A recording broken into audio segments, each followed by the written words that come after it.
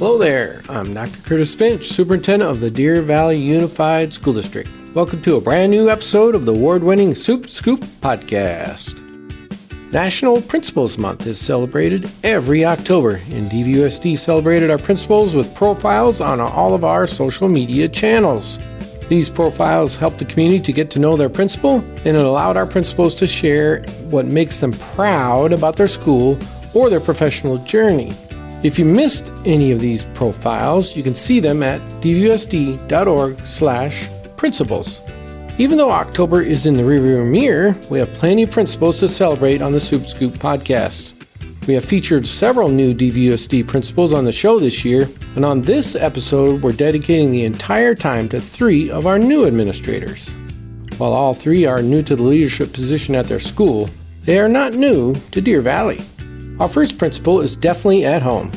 Michelle Martelli is the new principal at Sunrise Elementary School, the school she has very tight bonds with and a community she is very familiar with. I'm Michelle Martelli, the proud principal of Sunrise.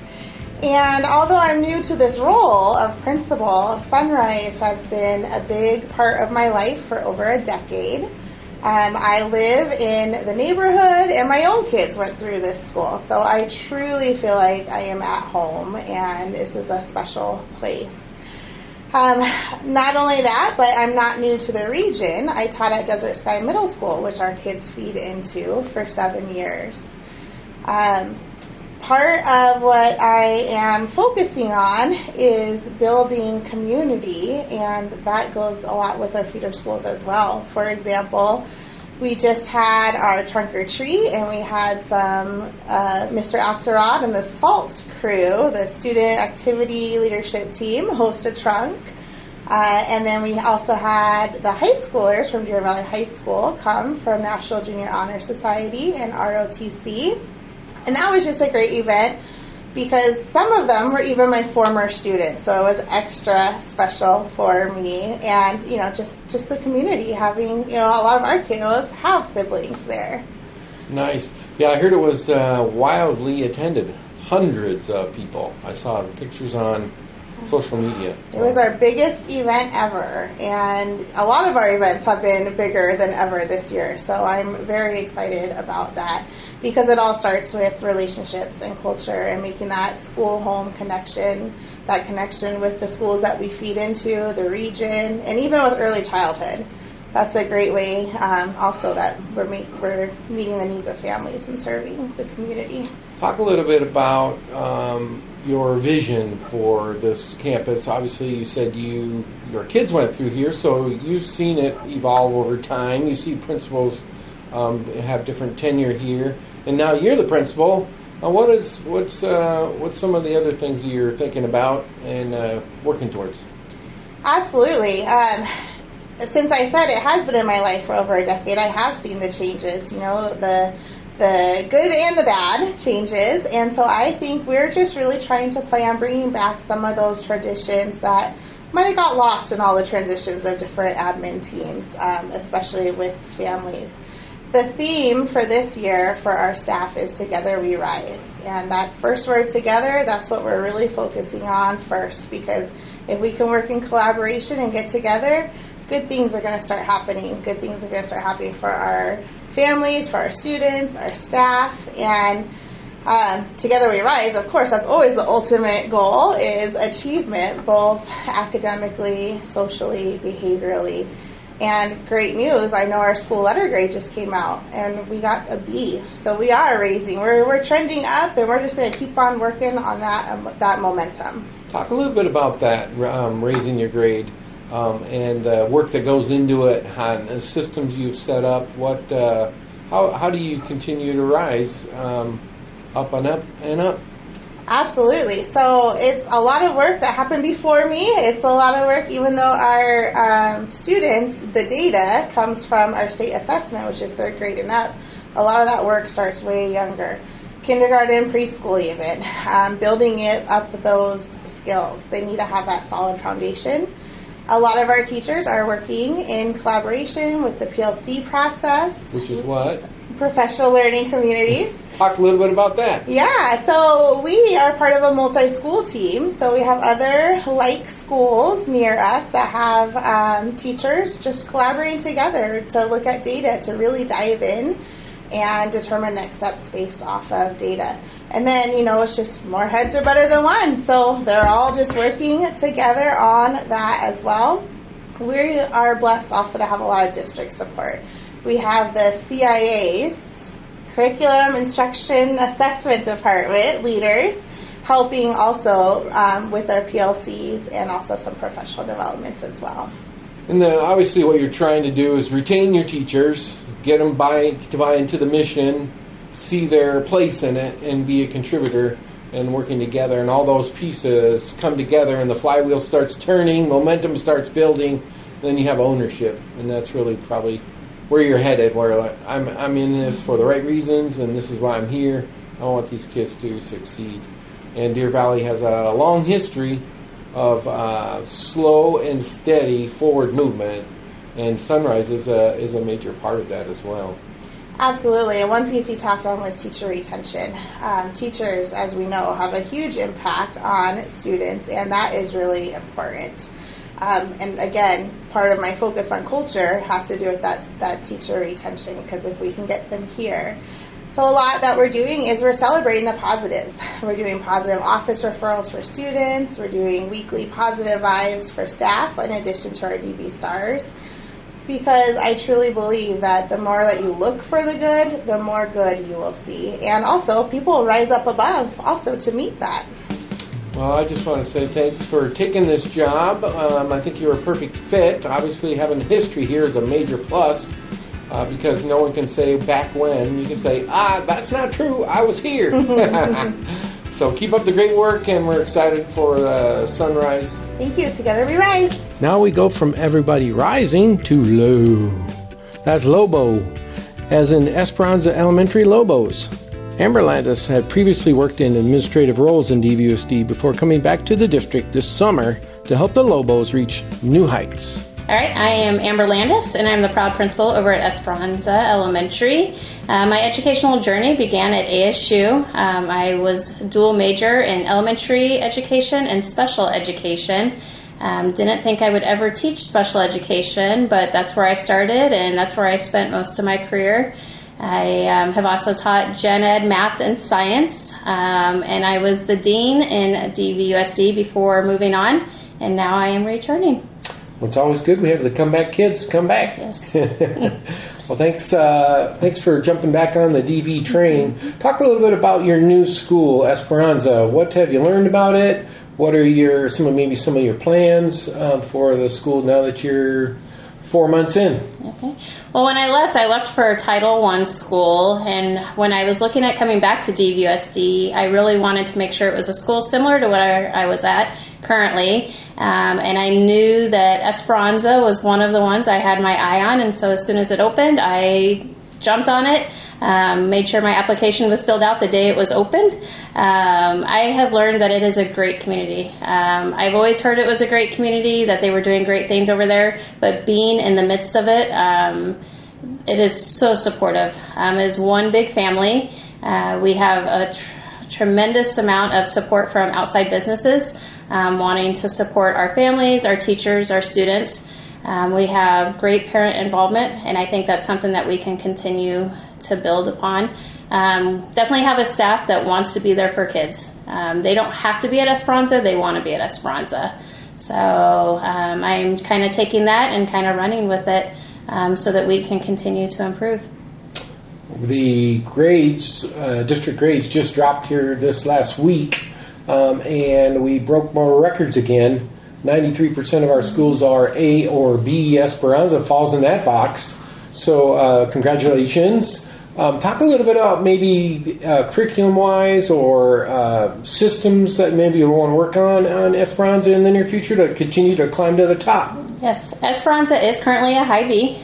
We did get the majority, if not all, of our growth points last year. So we are looking at that, looking at areas that we can improve upon. 2 areas that we know that we can improve upon is ensuring that our EL population is growing when they do the Azella.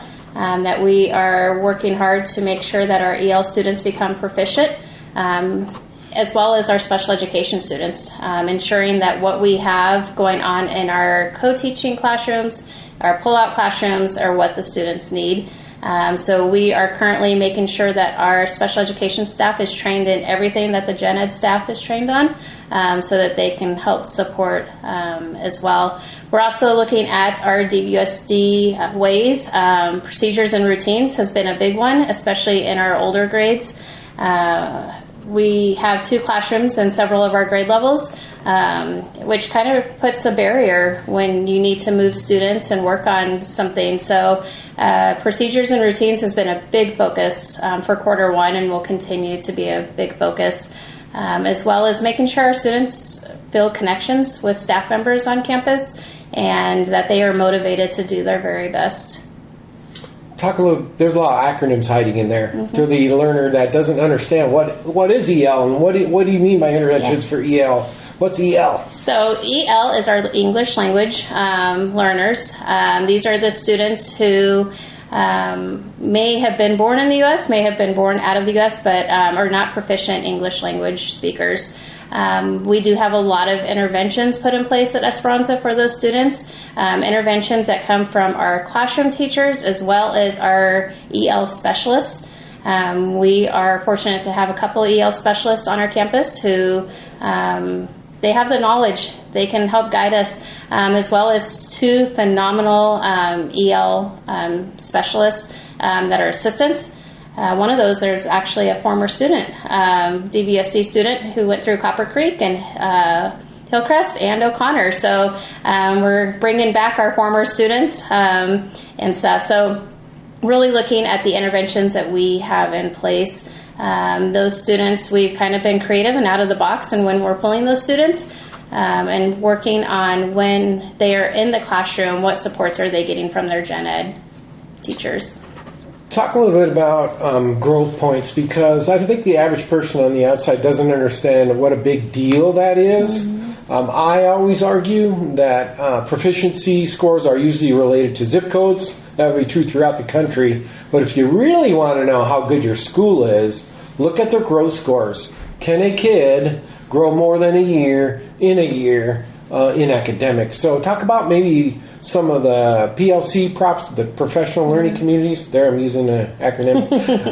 And the processes of how we investigate students to find out what they need. Talk a little bit about the Deer Valley way of how we help students and how it's impacted Esperanza.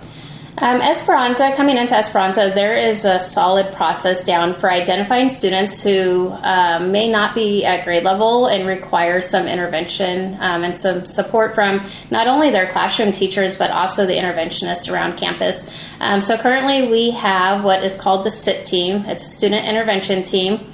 And this is where we kind of looked at data, looked at students who may need help, and we have a team of experts that sits down weekly. And we go through each student, kind of where they are, what interventions we currently have in place, are they working, are they not working, what do we need to bring in. And on that team, we have administration, we have behavior experts, we have the school psychologist, we have our EL experts on that team, as well as our reading and math interventionists. So it's a pretty large team that meets weekly. That's our focus, is those tier 3 interventions.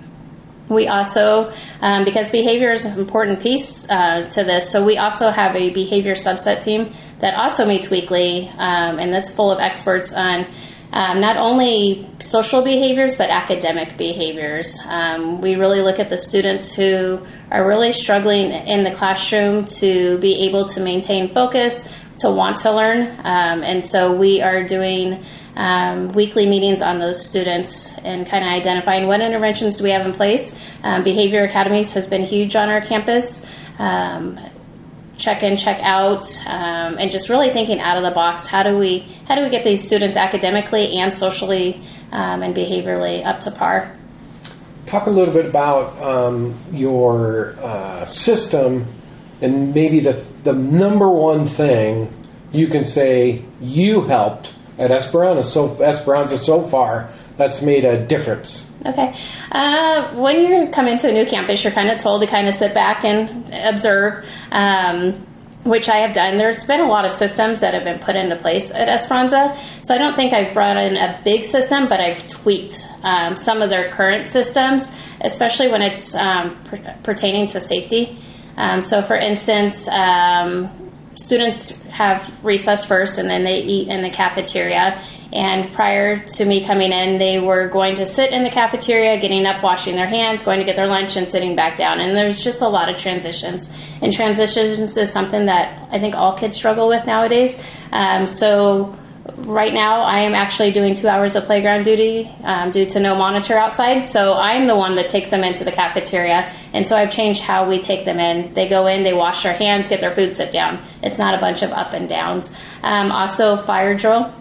Our first fire drill took 14 minutes, and that's something that I really wanted to get down to under 10 minutes, and that's checking classrooms and checking kids off. So we've tweaked some things there as far as fire drills, and our last one was actually at 9 minutes. So just a little bit of fine-tuning of things. There's some things that I have in store for next year that I really want to implement, but right now I'm just kind of seeing what they're doing and fine-tuning as we need to. Well, you had the advantage, too, being already a Deer Valley product, and then getting ideas from other school districts, and then coming back.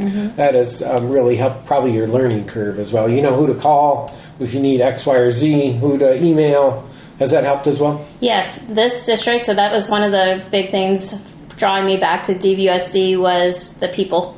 It's definitely a unified district, and unified means, yes, we have K-12, but unified means we're all in this together. So I can call any principal, any assistant principal, and say, hey, what do you have for this? Or what are some ideas for this? I'm in a phenomenal region, very Goldwater region. Sharon has been amazing and really bringing us together as a region.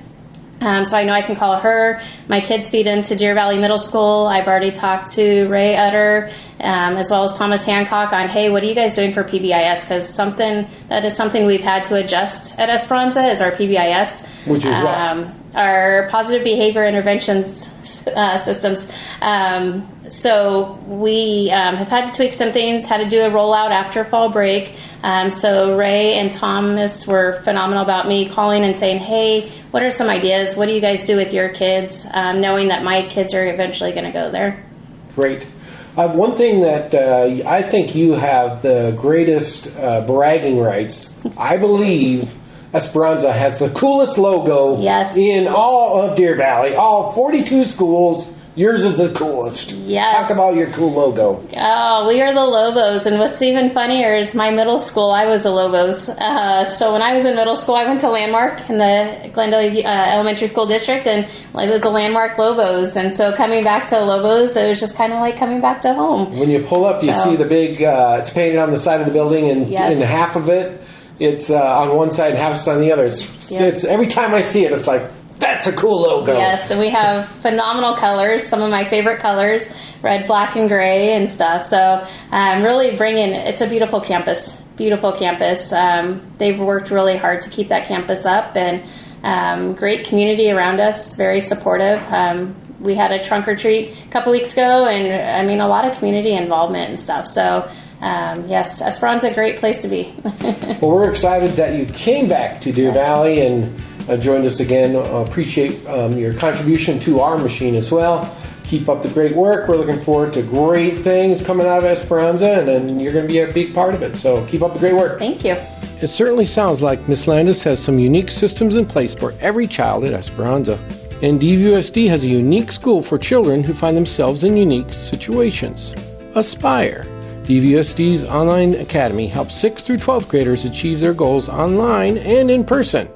It's a flexible environment now led by Chelsey Laningham, an original Aspire staff member who has seen the program rise up since day one. My name is Chelsey Laningham. I am the manager of Aspire and Alternative Learning Initiatives is my official title. Unofficially, I am the administrator of Aspire. So we are a 6-12 online school serving part-time and full-time students across the district. how I got here, I started with DVUSD as a baby out of college, teaching 7th grade ELA. So I've been at Deer Valley Middle, I've been up at Canyon Springs for a few years, and then I came over to, back then it was the Deer Valley Online Learning Program. So we were not a program yet, we were a school. And I taught full-time high school language arts for the online program. And 7 years passed. COVID hit, we turned into a K-12 school. And now we are continuing as a 6-12 school after some changes. But this is my first year as an admin. So I'm kind of Aspire grown with this program to a school, and had some various leadership roles across the district. So I've had my hands in a lot of buckets, and it's been a great journey. And this was my ultimate goal when I started this, and so I'm glad to be here. Talk a little bit more about Aspire for the person that doesn't know. Online school, they think of Primavera. Right. And so what's different than the commercial venues that are out there? What makes Aspire so unique? I would like to say that we're very different from those everyday online schools that you might see advertised. All of our content is aligned to the district scope and sequences. We use district adopted or board adopted materials, and we use our own teachers, certified teachers. So we have full-time online teachers that you can meet with, get help with, and we also have part-time teachers across the district, so they also support us. So that is one of the main differences, is that all of our teachers are DVUSD, highly qualified and certified in the subject area that they are teaching. So it's not a robot that's grading your questions. It's not AI. It is teachers. There are live persons across, on the other side of the screen helping you. And I think that's one of the biggest differences, is the access to support and success with these classes. I think another angle that's different is we are sitting in a building. Why are we sitting in a building that you have a title on the front that says Aspire? That's true. We do have a building. We have a facility, a building, a school where students can come to get support. And so that is that hybrid model that makes it a little bit different. So we have students on campus 3 days a week, from 6th grade to 12th grade, and they can come and get, again, support from a certified teacher. We have a high school learning lab that's here till 5:30 in the afternoon, because we know that our high school students like flexible schedules, and so we are here for them as well. We have clubs, we have activities, we have community. So again, different. We have that culture that might be missing from those online different programs, and that's something that is another unique thing to us. Talk a little bit maybe about the parents' perspective when they finally find you and they learn about the system, and obviously your performance speaks for itself. Yes. So we were A-rated last year. We've been rated twice. That was by the state of Arizona. And then we've rated twice. Again, Niche this year rated us as the best online high school in Arizona. So we are super excited and proud. And parents look to us as a different, flexible option, maybe. But we also have all kinds of students, right? We have students who just learn better at home. They feel better in that environment.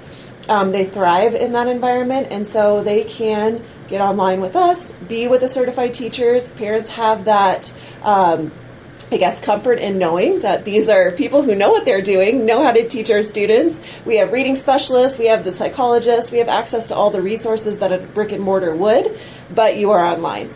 We also have students who travel. We have students who have unique situations where they are in travel sports, and so they want to make sure that they're getting that top-notch education, but they might not be able to be in a brick and mortar every day. So that is one of the ways or reasons that parents seek us out. We also have a variety of dual enrollment classes for our high school students, as well as AP classes. So again, you'll see that different modality, I guess you could say, but it works for these kiddos, and they want to be able to get ahead. They want to graduate with, just a few credits shy of an AA, and they can do that here. And so often we're seeing these colleges that are more and more, you're taking online classes as a college student most of the time. And so our kiddos are ready for that, right? They are ready to take on that next level of education if that's where they want to go. And then we're also just giving them those real world skills as far as technology skills when they do enter the workforce or college or career. So it's obvious to me that Aspire is part of the Deer Valley Unified machine, which gives it a tremendous advantage versus a package online deal from Florida that parents are signing up for. It actually has a community, it has curricula, it has... We have graduation. We have graduation, we have clubs, we have opportunities for students that are not found in the virtual world. That is what you would call normal, or more like a hybrid school concept, and just providing more opportunities for students. Last question, when you talk to a parent, what are you trying to do when a parent asks about Aspire?